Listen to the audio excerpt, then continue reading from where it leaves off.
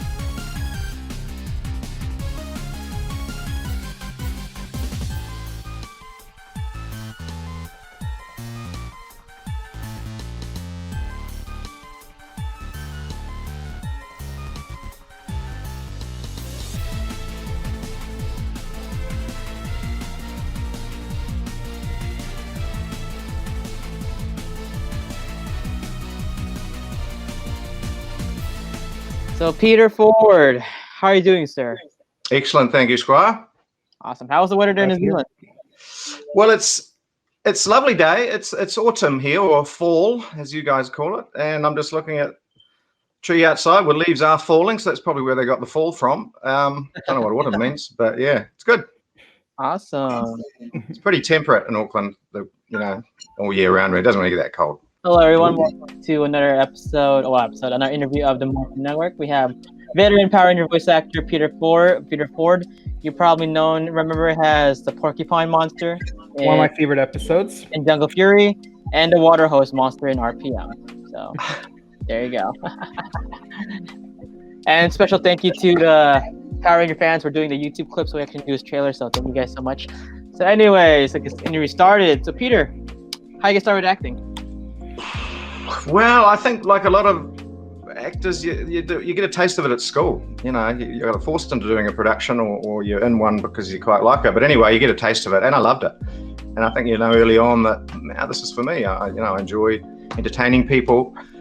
First show I was in was called Bluebeard, where I actually had a singing role, which was kind of crazy. I still remember the song, but that one I'm not gonna. And then I got into public speaking and debating and improvised speaking, and I was into comedy really, but that was but then after leaving school, I got a day job, worked as a nurse, psych nurse, mental health for many years, traveled overseas. I came to it pretty late actually. It wasn't till I was about, when I was in London, I started doing improv and doing classes and workshops and meeting sort of people of like minds, and that's just total hook. I thought I've got to come back to New Zealand and get an agent and be an actor, but it's not as easy as it. It's not that straightforward, actually. Yeah, you got to. Yeah. If only it was. If only it was. Yeah. Well, I didn't do drama school. That's the thing. I think if people are young and you go to drama school, then you got a straight line in and you get sort of hand-picked and so on and so forth. But I'm pleased I got a bit of life experience doing all sorts of stuff, and then I bring that into my characters and acting. So and I ended up obviously doing it. So there's no one right way. Yeah, I think Samuel L. Jackson was a late starter when it came to acting, and look at him. He was one of my most favorite character in any Tarantino movie. Yeah. Or Alan Rickman started late too. Yeah. Right. Hey, I'm in good stable. Yeah. So remember, kids, never too late to follow your dreams. Never too late. Never too late, guys. Yeah. Never too late, but don't leave it too late, because that roles do dry up a little bit as you do get older, and that's the nature of the beast. But never too late. And a lot of people have been harbouring that. I'd love to tread the boards for years, and a lot of people do amateur. Amateur, that sounds patronising, but just theatre, local community theatre, great, enjoy it. And you don't have to progress on to be a film, screen, stage, get an agent, la-di-da. Just enjoy it, love it. It's great fun. That's what it's all about. How'd you get started with voice acting? Well, because when I was younger too, I was a mimic. I'd copy people's accents, and I love to do people's accents, and you get so it kind of gets reinforced when people laugh or think, oh, that sounds like a good whatever accent. Okay, so I used to practice an American accent for some strange reason. Maybe there's a lot of American TV shows or whatever, but I'd go to the shop and buy things, a packet of cigarettes for my mom, and no sweat, and they'd think I was, and I found that, oh my God, I'm playing this character. They believe that I'm this pretend person, and that sort of planted the seed on very fertile soil. But voice acting per se, I mean, when you're an actor, you got to do as much as you can. If you can sing, dance, act, theatre, film, TV, radio. So I started off doing commercials, radio, TV commercials, going into the studio and really enjoying that. And that's where I started doing the voice acting. And then, I can't remember whether I got the auditions for Power Rangers from my acting agent or my voice agent, but that's how I ended up in the studio doing crazy monster stuff.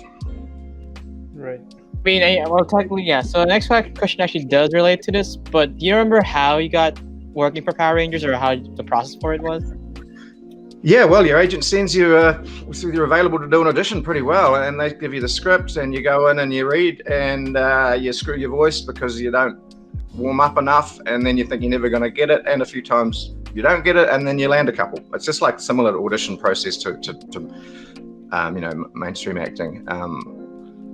But it's a hell of it's a real process doing those monster voices in the booth there, because you don't get the whole script, and you just got to use your imagination, make up stuff, and well, that's what you do anyway as an actor. You're making up stuff, pretending. I would say Power Ranger villains were definitely my inspiration for wanting to do voice acting. Really? Yeah. Wow. In fact, when I was 4 years old, I already did an impression of Goldar. Does he sound really crazy? I will have my revenge, Red Ranger. I will do it for my Empress. Beautiful. How did you find the voice that would fit for your monster characters? Yeah, look, I don't know. I think you let your imagination pick up the slack, and my random thought-generating brain thought this sounding guy would match the movements of this guy. And I started moving my mouth in a different way, and all of a sudden that seemed to work.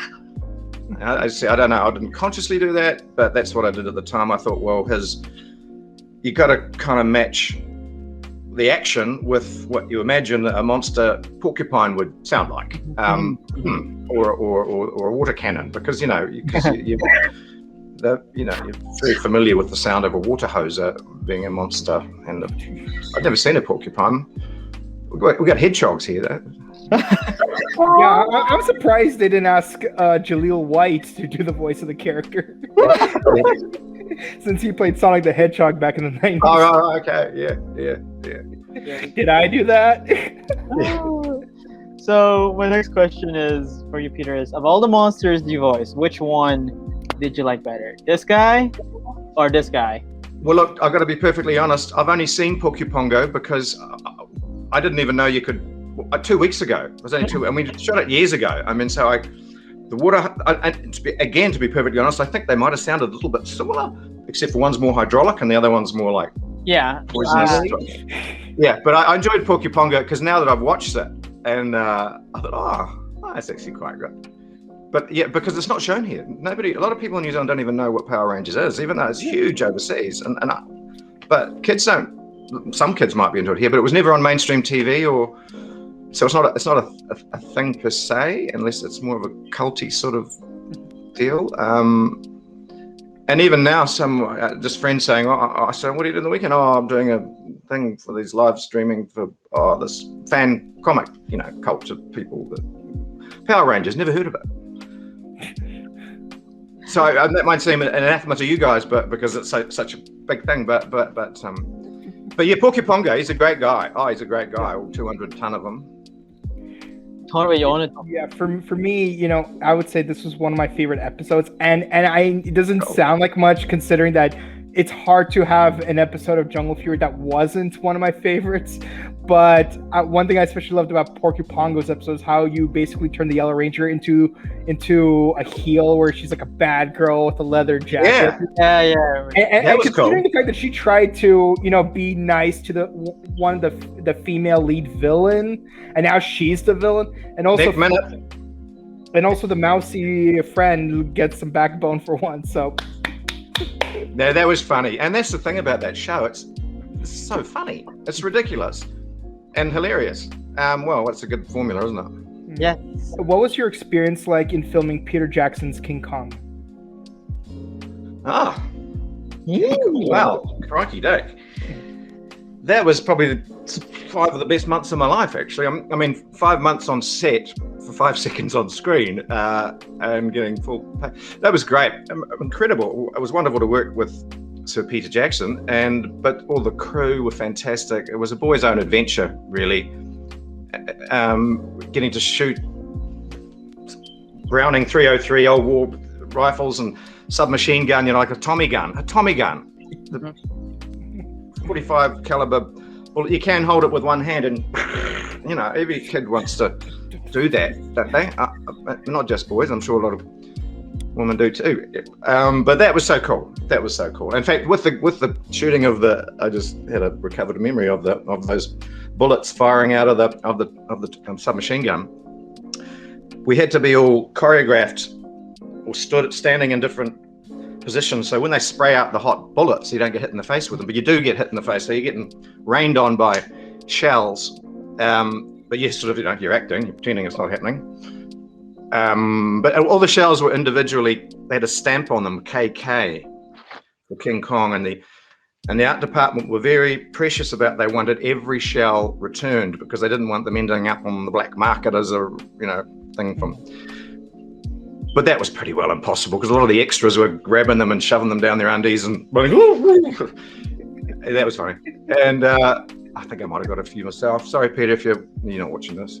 But Jack Black was great to work with. I mean, I can just drop that in. Jack Black was great. He was funny, man. I mean, everyone says he's funny, but he is funny. He's a hell of a nice guy too. I mean, he used to, between takes when he was waiting for his lines or his scene to come up, he'd this funny thing. He'd sing Beatles songs flat, like badly. And if it wasn't him doing it, it'd be really annoying. But he did it, and he told us why. He says it's such a distraction to do that, to keep his mind off his lines and to keep his performance fresh. And I thought, wow, that's cool. Yeah. And Adrian Brody was cool, and Naomi Watts wonderful, and the great sets, and getting killed by Kong was cool. I mean, he squashes me into a rock, or my avatar. It's me, digital self. He squashes me into a rock. My kids love that scene. I quite like it too. So that was thoroughly cool, and just to be associated with an Academy Award-winning film. And it got its own back to the Universal Studios segment in the Backlot Tour ride. So the ride. Yeah, in Hollywood. Not gonna lie, I do prefer the original King Kong. Really? Where you're like where you're on a bridge and you have an animatronic King Kong, and when it roars out at you, you can smell the bananas from its breath. But I can smell the nothing wrong bananas with in virtual his breath from reality. here. Yes. Oh, okay. Well, thank God for the first one to be made, because then Peter wouldn't have. Well, there was one in between. I think that was a bit rubbish. I think one was done on the. Oh no, I'm making that up. That was something else. No. There was actually quite a number of King Kong movies in between. They're just not as memorable as the original one from the 50s and the 2005 one, which revitalized the kaiju genre in America. And then you got Skull Island afterwards. Well, that Skull Island was a movie itself, wasn't it? Just recently, is that what you're saying? Yeah. Oh, yeah, that's it. Yeah, that's it. Kong Skull Island. That's the one that Peter's talking about. Yeah. Okay. Right. Yeah. Well, the sets especially were phenomenal. The recreation of New York City, like not just like one street, but a whole suburb. 1930, whatever it was. I mean, it was just the whole thing was great. Yeah. Cool. Very cool. What was it like filming Legend of Seeker? Oh. I watched it too. I watched those too. Really? So. See, it was nobody's seen it here either. Nobody even knows that exists in New Zealand unless you're in the industry, you know. It's popular. It's popular. Well, some people have probably, but no, that was way fun too. You know, amazing costume drama. I had a lovely part of a wealthy merchant, and I had a beautiful castle that I lived in, and it was really cool working with a guy called Bruce Spence, who was the chopper pilot and Mad Max, the tall guy, the gyro. That's cool. And well, actually too, Anna Hutchinson, she played my daughter in the show, and then she went off to be a Power Ranger, I think. Yeah, and another guy, what's his name? Jason Smith. Yeah, those two. Yeah, and and this was around that time, so that was cool. Yeah, Legend of the Seeker was great. I don't know what happened, why they didn't do another series here, but again, I've never seen it. Oh, I did. I saw a little clip of it. Yeah. Yes, it's kind of cool. Wait, so I remember your episode. Yes, I do remember it because I watch all. You don't. I do. I watch it. Legend of Seeker because I actually did watch it when I was like younger. I did remember Anna. So you were the dad. Oh shoot. Yeah. I gave her a wedding. What a crazy wedding that was. So Leo, if you're watching this, I'm talking to the dad of the episode you like. So. Okay, here's a show that people probably did watch in New Zealand. Let's talk about Shorties. You were on Shortland Street. What? It's not. What? Yeah, so I watched the first 12 seasons when I was a kid, so just let you know. You're kidding me. Yeah. So you were there for 16 years. So here in the US, there's like a New Zealand channel, like channel 20-something before cable, and now it's all on YouTube if you want to rewatch it. It's like there's like a YouTube page for it. So. Well, God. Yeah, well, I mean, every actor in New Zealand's been on Shorty Street pretty well. So, but yeah, at the moment I've got a character that comes and goes. He's Bryce Robertson or something, and he's the dad to one of the core cast, Dawn. He had a stroke though, this character, but I don't know whether he's going to come back or not. But it was quite fun when he did come back. Him and my Scream wife he's a grumpy farmer until he had the stroke. And funnily enough, I was in another show just before that, playing a farmer who had a stroke as well. I thought, it's a sign. So I did go to my GP after that. But anyway, now Shorty Street's great. You know, it's a great show, and I've played the odd character in it over the years, but it's hectic. You know, it's fast turnaround television. You got to learn a lot. You got to do a lot of scenes back to back, and you got to be on top of your game because boom, boom, boom. They pump it out. You know. Yeah, and it's impressive. Like, despite coming and going, you do have a 16-year tenure in the show. So, you know, it's impressive. I don't know how many people would have the patience to stay in the same show for 16 years. Some people can handle 5 years. I haven't been that character in it for 16 years. Yeah, you were a second one. I think it was something like Andre, I think it was. Oh, yeah, Andre the Australian, the sleazy Australian. Yeah, he was a great character, mate. And with the K-pop. Yeah, he was. Oh, no, that was fun. Yes. Yeah, that was a really nice character to play, actually, on Shorty. And I think before that I was another sleazy guy, a sleazy chef. And before that I was typecast as a sleaze. No, a wealthy businessman who had a much younger girlfriend, and Minnie. Nothing too sordid though, because it's a family show.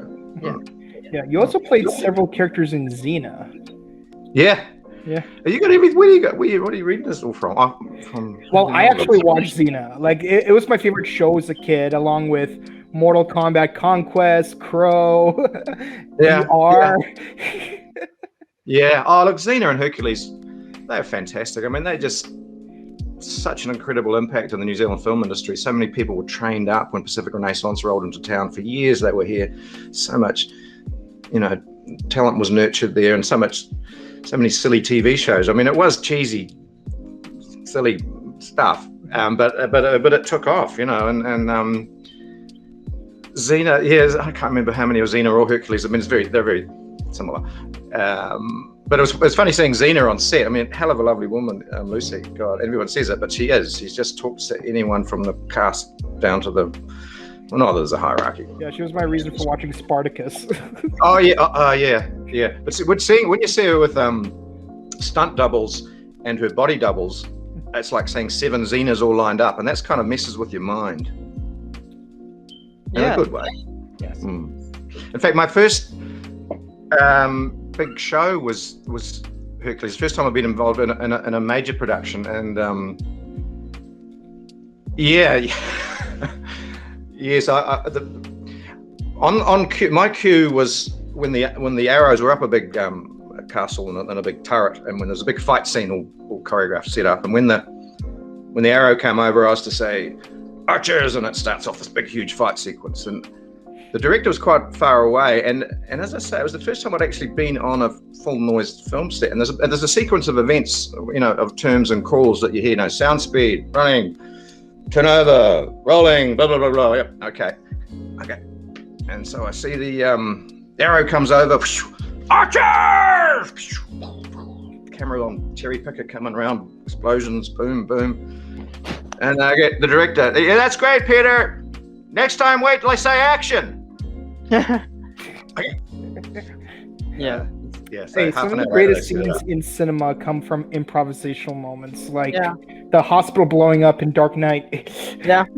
So just on that Xena thing, just a twist on that, and just keeping it real. My flatmate or my roomie at the time was up a giant ladder behind me, out of shot, lighting arrows and chucking them over, and he goes, "Oh, hi Pete," sort of thing. That's all. Do you have any advice for any aspiring voice actor? Do you have any advice for any actor or actress that want to be in an industry?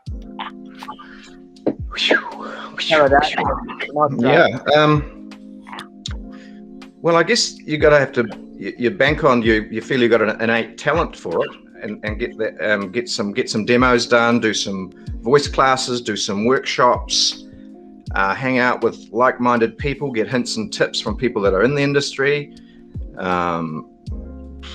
Try copying, do accents, just try everything you can do to do it, and hassle people, to get it, to get an actual voice agent get on the books. You gotta really hustle for it, unless you're a genius. But yes, definitely. Stay hungry, my friends. Staying within the confines of your non-disclosure agreements, are there any upcoming projects that you would, or current or upcoming projects that you would like to tell the audience about? Sure. Just not that long ago, finished working on a feature film called Punch, by a Dr. Welby, or Professor Welby-Ing, he's the director, and starring Tim Roth. Oh.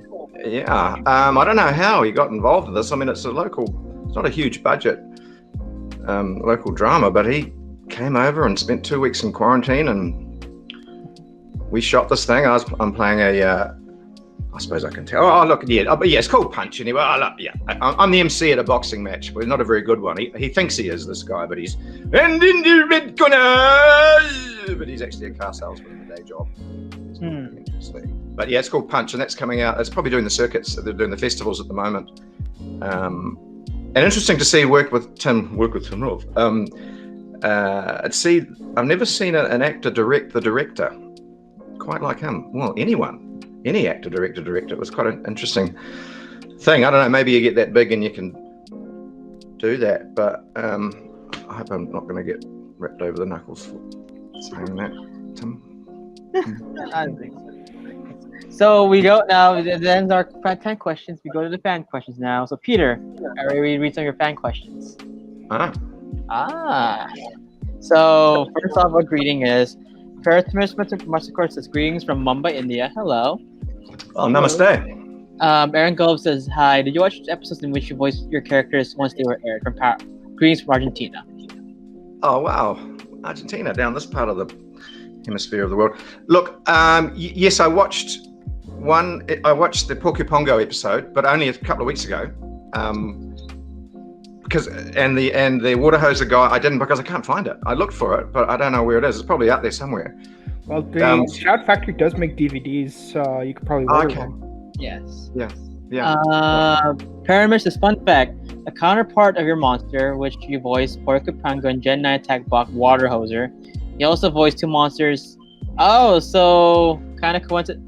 So basically, since the 2 monsters you voiced, it was all voiced with the same actor with the Japanese counterpart. So same as you. So wow. Well, that's cool. That's cool. That's really cool. So Paratomish, thank you for the research. That's actually cool. Wow, gosh. That's funny when the 2 counterparts are the same. Yeah. So Peter, your first request from a fan. No. Water bill. You forgot to pay your water bill. The water. Right. That would be much better. All things considered. You stupid fools! You never sent me the invoice! Send your water bill to hell! Hope you're happy, guys. We got Porcupine back on here. And yes, to the showrunners of the various conventions, whether it's Power Morphicon and Ranger Stop, can you guys please book Peter Ford and his Japanese counterpart so they can do a panel together? Thank you. Sure. Arigato. Paramesh is asking, what color ranger would you be? Invisible. Invisible? Yeah, shapeshifter. I could turn any color at any time, so you just don't know which color I am. Oh, perfect. Phantom Ranger, he goes completely invisible. Yeah, so he's the Phantom Ranger. There you go. Seventeen says King Kong was incredible. Aw. He's asking, are you King Kong or Team Godzilla? Oh, Kong. That's right. Kong all the way. Kong all the way. Right.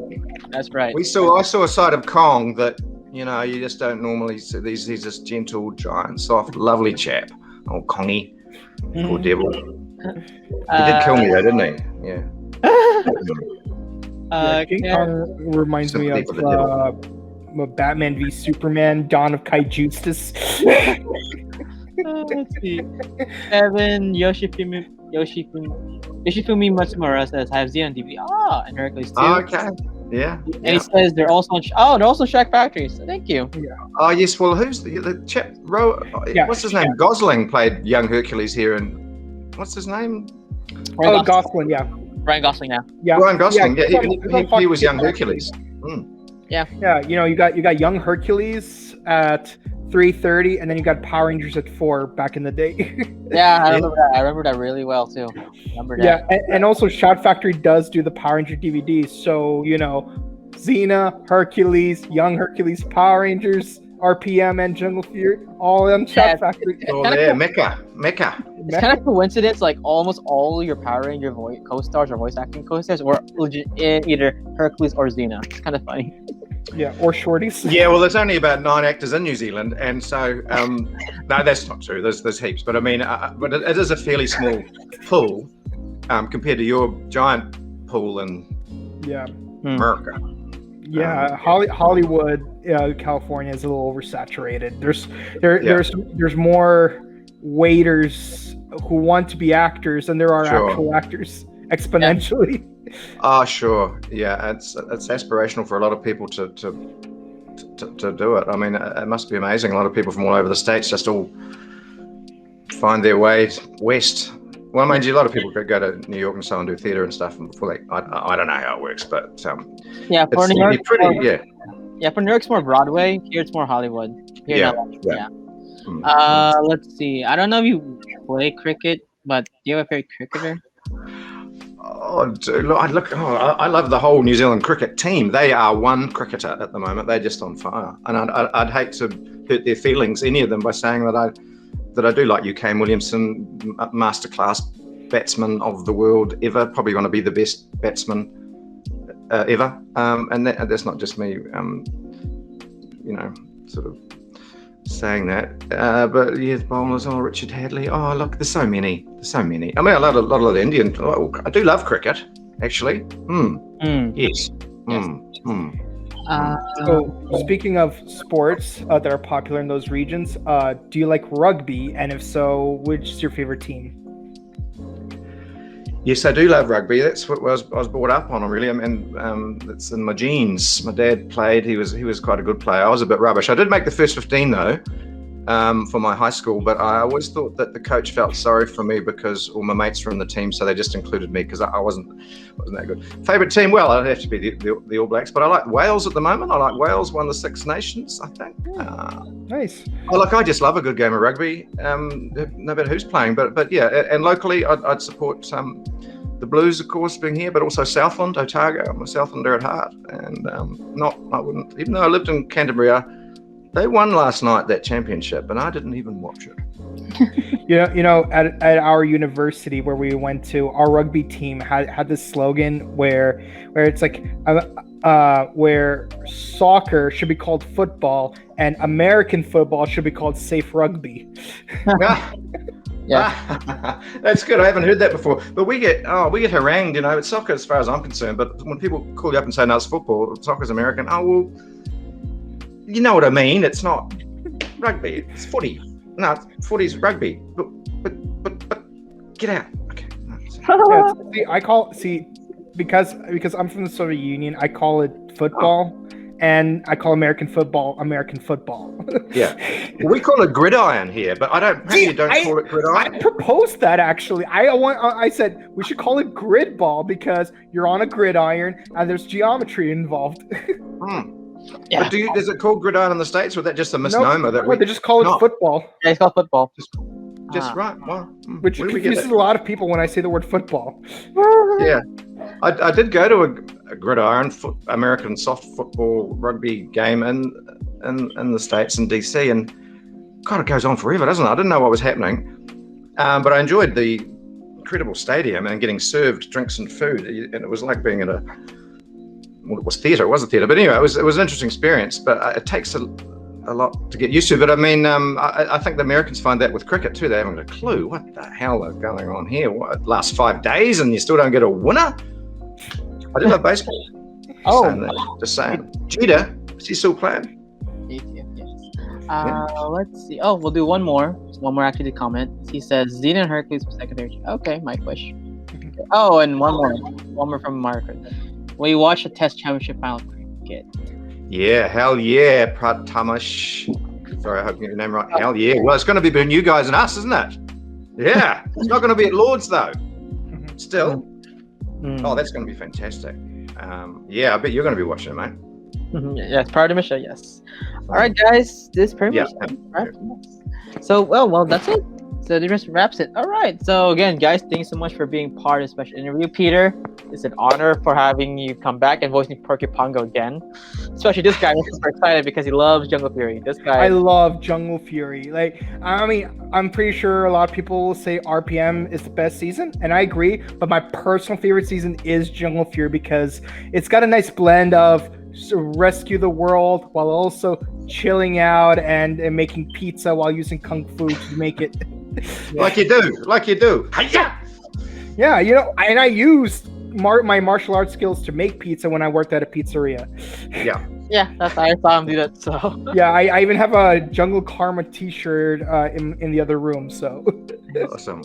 Oh, that's fantastic. All right, so Peter, I don't know if you have any social media accounts, but anywhere where the fans can find you, website or anything.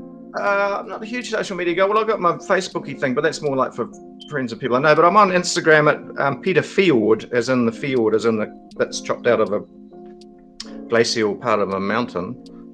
FJORD, Peter Fiord at Insta. If you know, yeah. Mike, where can they find you? You can find me on Instagram at chrono_just_cosplay, and you can find me on Twitch at twitch.tv/BokenKabuto. Awesome. And you can find me on Instagram, DancerBoy347, and please follow us Facebook, YouTube, Instagram, Twitter, at the Morphin Network. All right, guys. Again, thank you, Peter, so much. Okay, no, thank you. Pleasure. Yes, thank you guys for this awesome, for being for a special interview, and yeah, we'll do a goodbye wave. Bye, guys. Smile. Today's Morphin Network video is brought to you by Karson's Korner. Karson's Korner is a black LGBTQ owned small business. They sell merchandise and apparel on pop culture franchises. These franchises include King of the Hill, Dragon Ball, Sailor Moon, and of course, most importantly, Power Rangers. If you're interested in getting their amazing merch, be sure to check them out at www.carsonscorner.com.